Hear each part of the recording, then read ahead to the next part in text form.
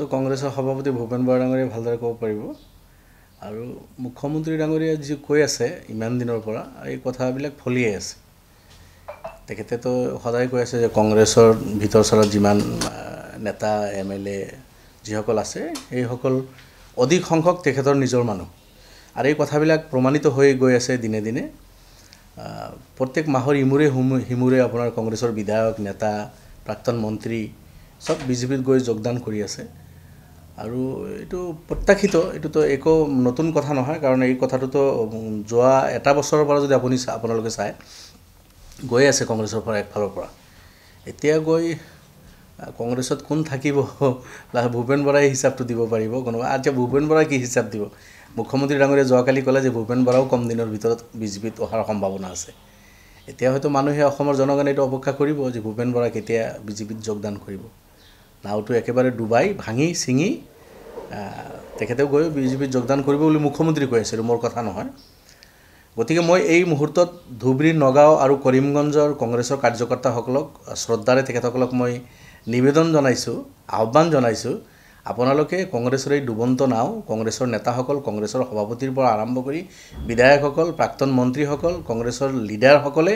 বিজেপিৰ ঘাটত নি ছপাই দিছে গতিকে আপোনালোকে প্লিজ কৰিমগঞ্জ ধুবৰী আৰু নগাঁৱৰ কাৰ্যকৰ্তাসকলক মই আহ্বান জনাইছো আপোনালোকে আহক আমাৰ লগত আমি ৰাজ্যখনৰ কাৰণে মৌলানা বদৰুদ্দিন আজমল সাহেবৰ নেতৃত্বত আমি যুঁজু বিজেপিৰ বিৰুদ্ধে আমাৰ যুঁজ গতিকে আমি বিজেপিৰ বিৰুদ্ধে যুঁজি যাম কংগ্ৰেছৰ কাৰ্যকৰ্তাসকলৰ প্ৰতি মোৰ আহ্বান থাকিল আপোনালোকে আমাৰ লগত আহিলে আমি একেলগে মিলিজুলি শক্তিশালীভাৱে ৰাজ্যখনৰ স্বাৰ্থত বিজেপিৰ বিৰুদ্ধে যুঁজিব পাৰিম যেহেতু কংগ্ৰেছে নুযুঁজে কংগ্ৰেছ সম্পূৰ্ণভাৱে বিজেপিৰ হাতৰ পুতলা হৈছে আৰু কংগ্ৰেছ গোটেইখিনি আপোনাৰ হেমন্ত বিশ্ব ডাঙৰীয়া কংগ্ৰেছৰ নেতাসকলক পকেটত লৈ লৈছে যেতিয়া জুন মুহূৰ্তত যাক প্ৰয়োজন পৰে তাকে তেখেতে দলৰ পৰা পদত্যাগ কৰায় আৰু বিজেপিত যোগদান কৰায় তেখেতে গতিকে বাছাকুছা যিকেইজন আছে সেই কেইজনৰ সভাপতিৰ পৰা আৰম্ভ কৰি কোন মুহূৰ্তত কেতিয়া বিজেপিত যাব কোনেও ক'ব নোৱাৰে এইটো হেমন্ত বিশ্ব শৰ্মাহে জানে গতিকে হেমন্ত বিশ্ব শৰ্মাই এইটো টাইম লাইনটো দিব পাৰিব বাকি থকা কেইজন কোন মুহূৰ্তত কোন দিন কেতিয়া যাব ইয়াৰ উত্তৰ একমাত্ৰ হেমন্ত বিশ্বৰ হাততহে আছে নিৰ্বাচনী ফলাফলটো আৰু এই অৱস্থাত আপুনি কি আশা কৰিব পাৰে কংগ্ৰেছে নিজেই বিচৰা নাই আমি একো ক'ব নালাগে এটা কংগ্ৰেছৰ নেতাসকল কংগ্ৰেছৰ বিধায়ক কংগ্ৰেছৰ প্ৰাক্তন মন্ত্ৰী জিলা সভাপতি তেখেতসকলৰ ৰাজ্যিক নেতা প্ৰাক্তন এমপি এই সব একফালৰ পৰা গৈ আছে গতিকে কংগ্ৰেছেই ৰেজাল্ট দি আছে যে তেখেতসকলৰ নিৰ্বাচনী ৰেজাল্ট কি হ'ব তাকে কৈছো যে এটা সংখ্যাগুৰু যিসকল নেতা কংগ্ৰেছৰ আছে এই সব বিজেপিৰ হৈ কাম কৰিব বিজেপিত যোগদান কৰিব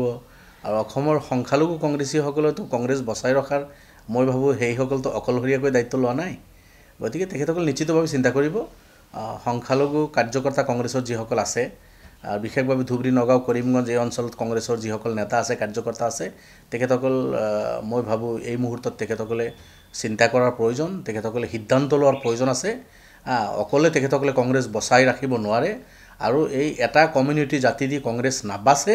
গতিকে সেই আৰু এই বিজেপি হেমন্ত বিশ্বৰ পকেটত থকা অসম কংগ্ৰেছৰ লগত এই নিষ্ঠাবান কংগ্ৰেছৰ যিসকল কাৰ্যকৰ্তা আছে